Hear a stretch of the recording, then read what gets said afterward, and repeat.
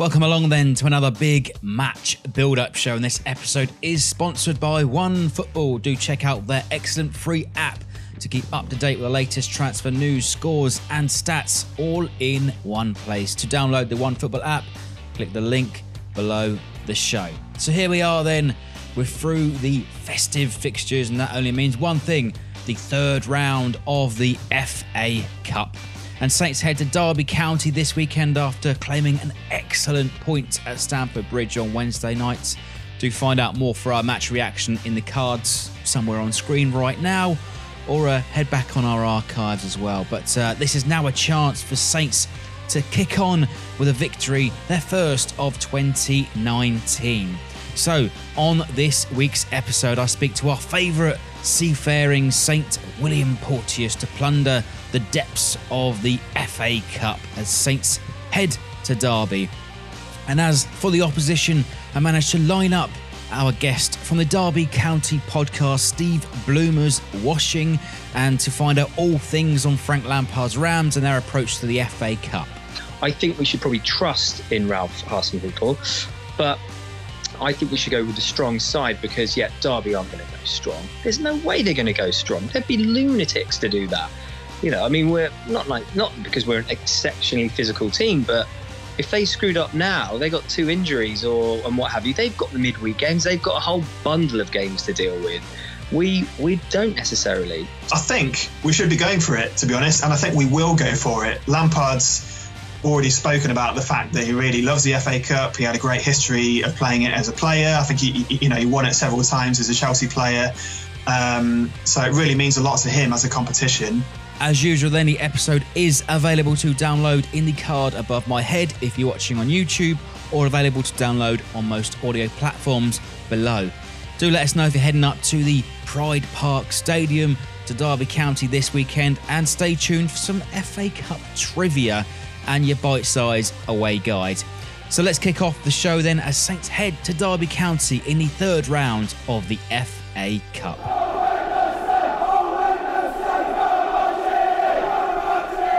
So welcome along then to our first half of our FA Cup big match preview. Joining us once again from the depths of the seas of Southampton or London. But once again, William Porteous, really good to see you again, mate. Good to see you too, mate. Good to see you too. That's 2 hangovers in a row we've dodged. So we're back to winning ways here, mate. Well, the last time we spoke, we were toasting Crimbo. How was your Christmas and New Year? Wonderful, just like everyone. It was glorious. I mean, you take the football out of the equation, and it was glorious. You know, I didn't have one mince pie though. Don't know what happened there, but I have watched The World's Strongest Man like a freak, like as always every year with James Richardson and the Beast Eddie Hall. It's been brilliant. What about your Crimbo? It was all right. You know, lots to drink, lots to eat. People to see, places to be. You know, what it's like. You know. Well, I don't, but yes, I take your point. Yeah. All right. So this weekend, then, FA Cup third round fixture. Small disclaimer though, we are recording just before Saints kick off against Chelsea this evening, and we can only assume in our magic ball we've made a historic, legendary win at Stamford Bridge tonight. No.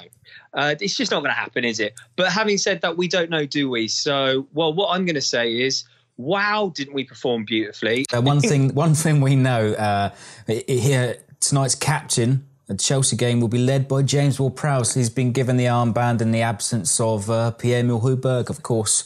Will miss the Chelsea game, the Derby game, and a couple more in January. Yeah, I doff my cap to King Ralph for this appointment. I think it was an odd one for me, being as he's been so out on the fringes of the team, and to suddenly be brought in to almost double up with Valerie on that right wing against City.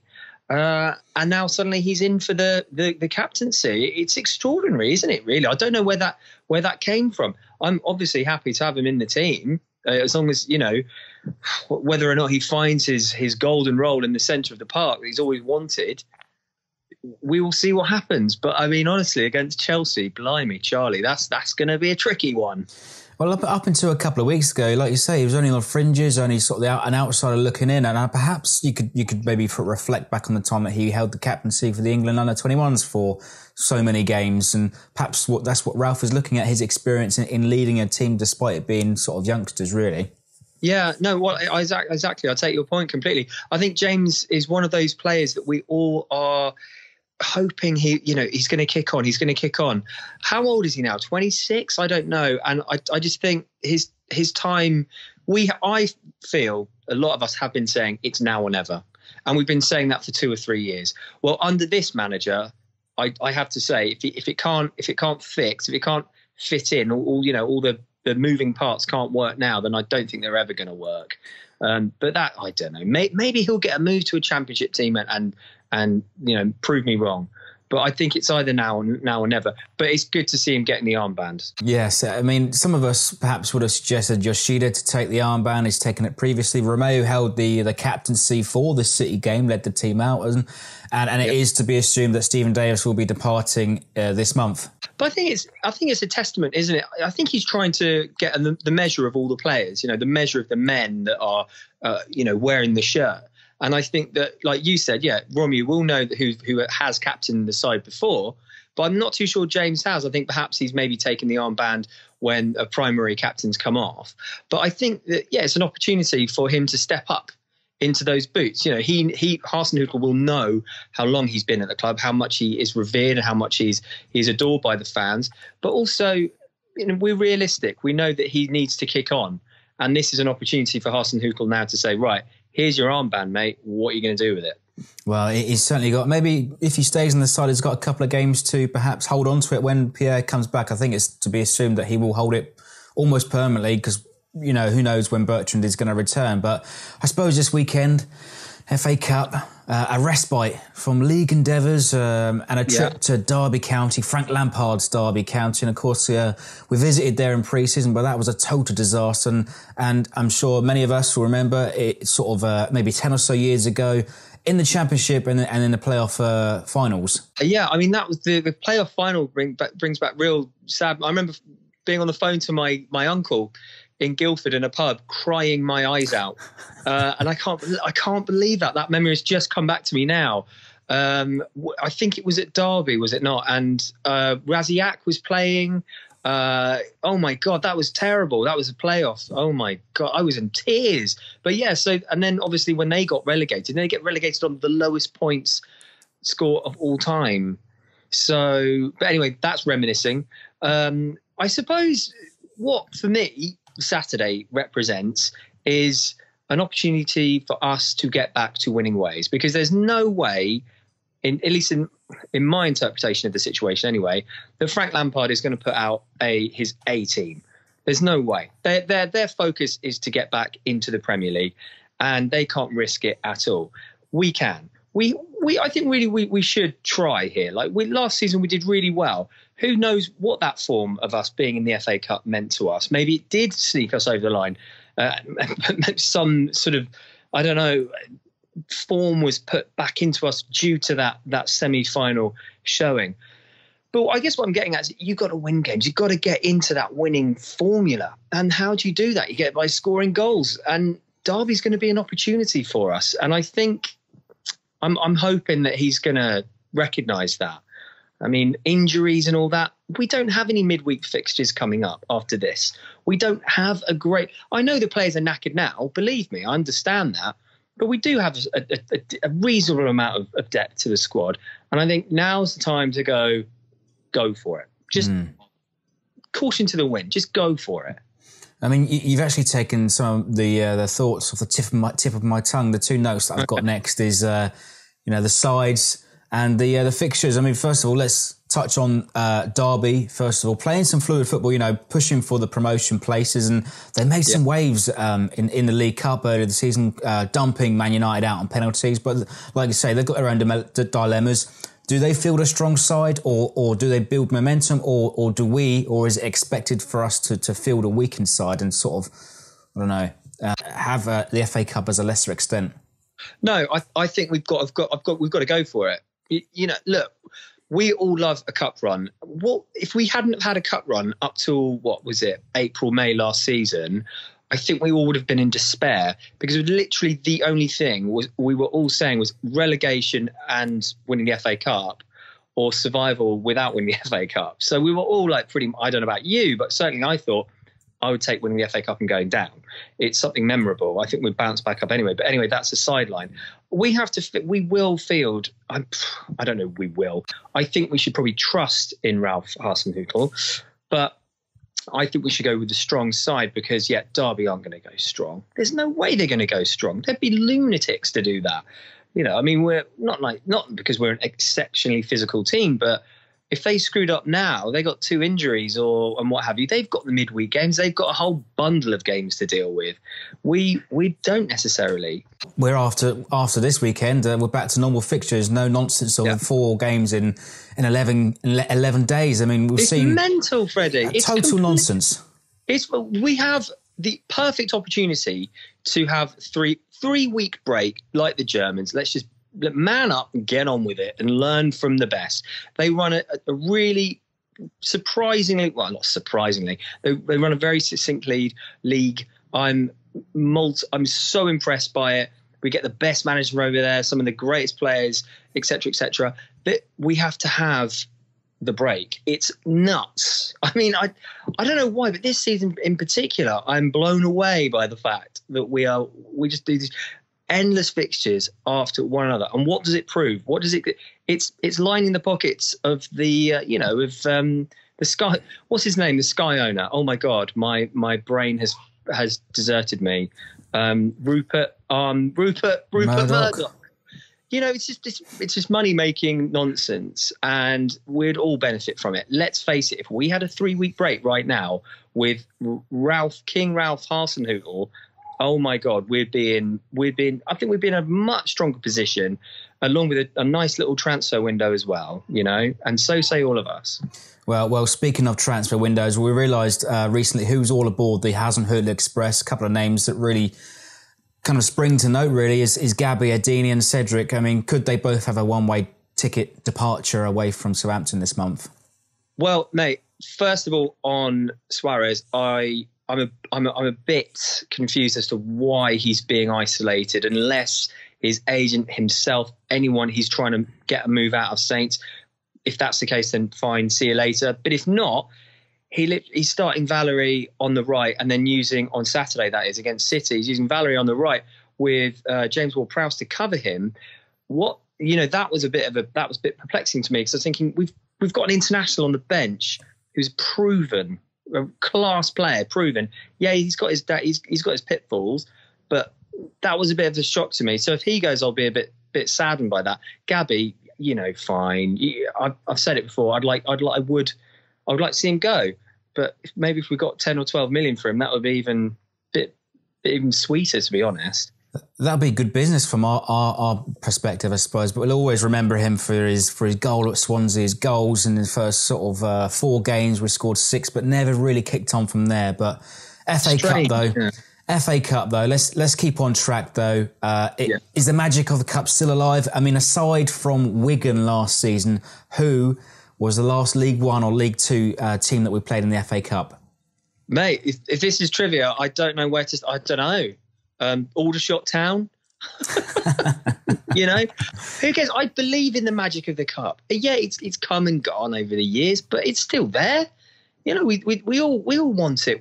How excited do we all get when we went through last season and got to the semi-final at Wembley? What a day out that was. And it's not just about the day, it's about everything. It's about the chance, the dream, bloody hell, we could lift this thing. And it's about the journey on the way there. If this gets us back on form in the Premier League, I think it would be worth it. My God, that would be fantastic. What turned our season around? I remember when we were down on our luck and we beat Derby 4-0 and, whoever got a hat-trick or what have you. Blimey, Charlie, yes, please. All right, excellent stuff then. We'll leave that to you guys in the comments as well to tell us. I've got the answer on my screen, but you'll find out at the end of the show. Final thoughts then, Will. Sign us off with a score prediction, mate. Is it going to be 4-0? Well, Freddie, it's definitely going to be 4-0 minus 2 goals. So I'm going to go 2-0, and I think we'll get one from midfield and a classic donkin from Danny Ings. All right, love that. And yes. Straight through to the 4th round. And where can we find you once again if people want to find out your blogs and everything else on Twitter? I write for you on the Ugly Inside, and on Twitter, I think I'm pirate_ST. So yeah, get with the chatter with me. I'd love to hear from you. All right, we got it right. We got it right this time, not last time. But yeah, really good to speak to you again, mate. We'll speak soon. See you, mate. Take care.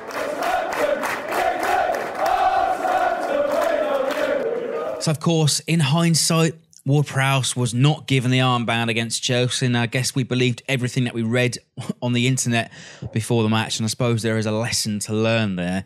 But wonderfully done by our friend William Porteous. Once again, give him a little follow on Twitter to give him a chat about the weekend or anything else you want to ask him about pillaging pirates and sailing the Southampton seas. But did you have my answer to the FA Cup question? Aside from Wigan, who were the last League One or League Two side that Saints played in the FA Cup? Find out the answer at the end of the show. So now it is time for your bite-size away guide, and Derby County's Pride Park Stadium, or the iPro Stadium now recently known. It is a little way out of the town centre on an industrial estate, and there's not much in the way of nearby away pubs apart from the local Harvester about a 5-minute walk away, but it's likely to be very busy by the time you arrive. Otherwise, I do suggest head up to the city centre, where if you're into a real ale, I hear that Derby is a mecca for camera pubs, and just a quick Google search will tell you some recommended fine establishments. And if you are heading up on the train from Southampton, it is a little tricky, and it'll be a magical mystery tour of the Eastern West Midlands to get there on the cheap. But there you have it then. There's your bite-size away guide. Now is time to speak to our opposition. Join me as I chat to Steve Bloomer's Washing podcast to find out all the details on Derby County. So welcome along then to our second half of our big match FA Cup preview show. And here joining us, we managed to track down our Derby City podcast. So joining us here, the host of the Steve Bloomer's Washing Derby County podcast, Chris Parsons. Really good to speak to you. I mean, Steve Bloomer's Washing, talk us through that. I thought you might ask, actually. I get this a lot. Basically, it's to do with Steve Bloomer, who's Derby County's all-time leading goal scorer, and Derby have an anthem that they bang out at Pride Park before matches called Steve Bloomer's Watching, to sort of get the crowd going. It's been going for about 20 years or so, and it's just basically a sort of a daft play on words on that, really. Well, it's possibly the greatest name for a podcast I've ever discovered, to be honest, mate. Appreciate that. It's very kind of you. Right, so let's get to, I suppose, current affairs. Frank Lampard making waves at Derby. Describe it so far, mate. Yeah, all in all, very positive. Yeah, it's easy to forget that it's literally his first ever season as a football manager, and we're in the top 6, so you can't really say much fairer than that. The football's different. We're a lot more easy on the eye this season, try to get forward more, get numbers in the box, in the same way that I guess, in the same manner of the teams that Lampard played in himself as a player, those great Chelsea sides. So there's a conscious effort to make us more entertaining. Loads of new signings in the summer. I think it went into double figures in the end, more than 10 new signings, some on loan, of course, a couple from Chelsea, as you'd expect, and they've really paid off. I think I saw a stat the other day that of the 38 goals we've scored this season, 25 or 26 have been by the new signings in the summer, including our last 14. So the players who's brought in have made a real difference. The football is arguably a lot better to watch, and we're still keeping pace with the top 6. So all in all, no real complaints so far. Well, it all sounds like, sounds great as well, considering some of the managers that you have had, sort of Steve McLaren to name, I suppose a recent example, but, I suppose a good set of results recently, including a balmy sort of bonkers Boxing Day fixture with Norwich, but it's helped you stay in the mix with the promotion, and is that ultimately the objective for the season? We actually lost on Boxing Day in the end to Sheffield United, but it's a few days later, the Norwich epic, and I think Yeah, look, we're currently in the middle of a very tough run of fixtures. So it was Sheffield United that we lost to, then Norwich a few days later, where we won that 7-goal thriller. Middlesbrough yesterday, which was a 1-1 draw at Pride Park. Maybe we could have got more from that game, but 3 teams who were all above us at when we played them, and then Leeds to come after the cup tie against Southampton. So if we're still in the mix, and we should be, because I think we're 4 points clear of 7th now, at least. So if we're still in the mix in 3-4 games time, then we've got every chance of being there in May when it really matters. Well, I'm sure Frank Lampard can pull across all of the experience from previous managers. Obviously played the highest level with Chelsea, winning basically everything there was to win. And perhaps there are some sort of preconceptions about sort of some great footballers don't always make great managers, but so far so good, I suppose. Yeah, absolutely. I mean, there's been definitely some really great player managers and some really bad ones as well. There's for every Pep Guardiola, there's like a Tony Adams or a Gary Neville. There's plenty of examples. But look, so far Lampard is showing all the right things, making all the right noises, making all the right signings, playing the right sort of football. But a lot of neutrals will know that Derby do have a tendency to fall away in the league after Christmas. So if he can sort that out, then he really is a miracle worker, because it's happened every year for about the past 4 years. So the real test comes in February for us.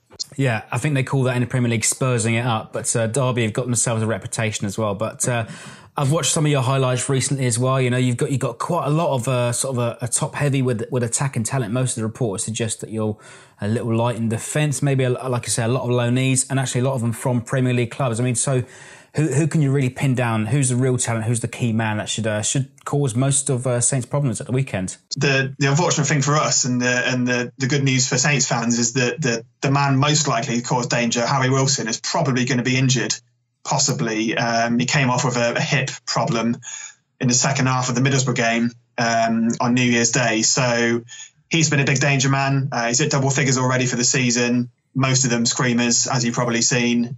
So he's a real danger on that left foot of his from set pieces as well. But he's touch and go whether he'll make the game. Jack Marriott's been a real revelation up front this season. I think he's got 9 as well, not far behind Wilson. That real sort of striker that every fan wants to see at their club, really, sort of runs through brick walls for the team, chases lost causes, runs to channels, and he seems to score every type of goal as well. He can score with both feet, good in the air, scores volleys, and scores, as you saw against Norwich, crucial dinks in the 92nd minute as well. So seems to have a lot about him. So without Wilson, it'll be Marriott and also Mason Mount as well, of course, the young starlet on loan from Chelsea. Had a fantastic start to the season, got sort of 4 or 5 goals in his first 8-9 games, but faded away a little bit after that, had a couple of knocks, but got back on the score sheet again against Norwich. And again, looks a really promising talent. Had a great season in Holland, again on loan in the Eredivisie from Chelsea last season.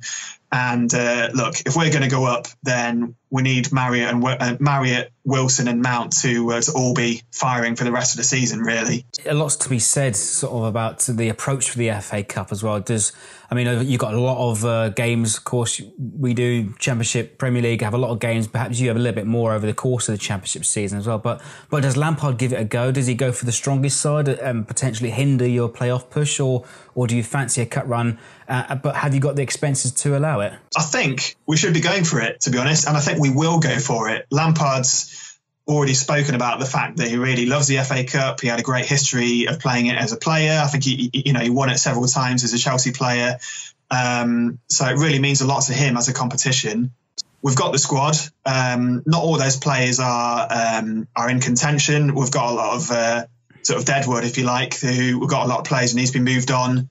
In January, the likes of Jacob Butterfield and George Thorne and Ikechi Anya, Chris Martin even, who's on loan at Hull City. But the players that are at Derby should be able to give it a decent shot. We've already had a good League Cup run this season.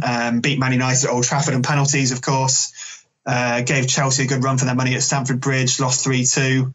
And yeah, what happened after Man United was it gave us a lot of confidence, really, proved to these players that they can compete with the best. So I'd like to think we'll give it a go.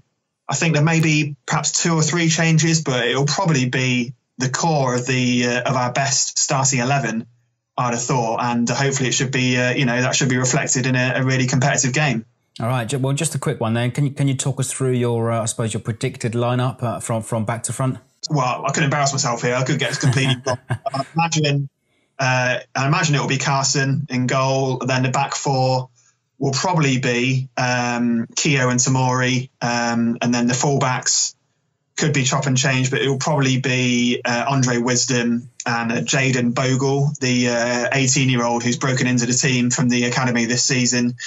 Then midfield, I mean, Lampard has switched it around a bit, so I can only really guess. But if it's anything like the previous lineup, it'll be something like George Evans is in front of the back 4, who's recently come back from injury. Then in front of him, he might go with Tom Huddleston alongside Evans as 2 holding midfielders.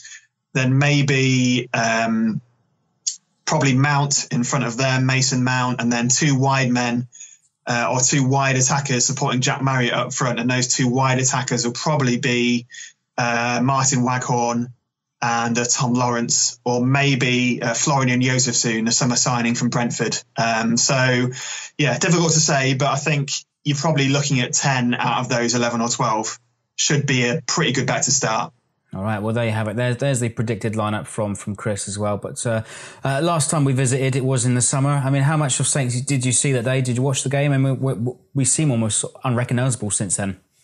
Yeah, definitely. I saw the highlights, certainly, and a friend of mine went. I think it sounded like a relatively routine victory for us, really, although how much can you really read into pre-season games? I know that was under a different managerial regime for Saints, and a lot's changed since then. I think I'm right in thinking he didn't have Danny Ings on loan at that point either. So, and he's really helped you, really kick-started your form in the Premier League at least. So, yeah, back then, there were a lot of promising signs from Derby, and Saints did look like a side who I don't think you really got going in your pre-season yet. I think we were further along in our pre-season than you were in yours, because we started a bit before the Premier League. And it goes without saying it will be a completely different game in the Cup, but it has shown that we can compete. Player for player, it looks like if we